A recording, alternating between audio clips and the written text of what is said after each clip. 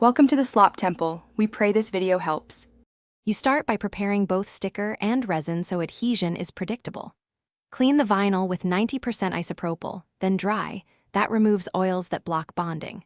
Once dry, seal edges with a thin gloss varnish or one coat of Mod Podge. This prevents lifting when resin wets it. Next, mix your resin at the exact manufacturer ratio, for example 1 or 2. 1. Stir slowly for 2-3 minutes to minimize bubbles, and scrape sides and bottom to ensure a consistent mix before pouring. Now you embed the vinyl. Pour a 0.5 to 1 mm tack coat, then wait about 5-10 minutes until it's slightly tacky. This prevents the sticker from sliding. Place the sticker face up onto the tack layer and press gently from center to edges to expel air. Once positioned, pour the rest of the resin slowly in a thin stream to avoid splashing. Use a toothpick or pin to coax out bubbles around edges, then a small torch or heat gun at low distance to lift surface bubbles without disturbing placement.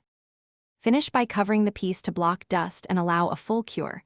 Follow cure time, usually 24 to 72 hours depending on resin. After curing, check edges. Sand rough spots from 320 to 600 grit and recoat with a thin resin layer if you need a glossy finish.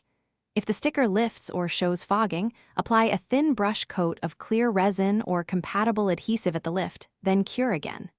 Troubleshooting tip: if bubbles persist, slow your mixing and increase resting time to let microbubbles rise and Thanks for watching. Consider subscribing if we helped you.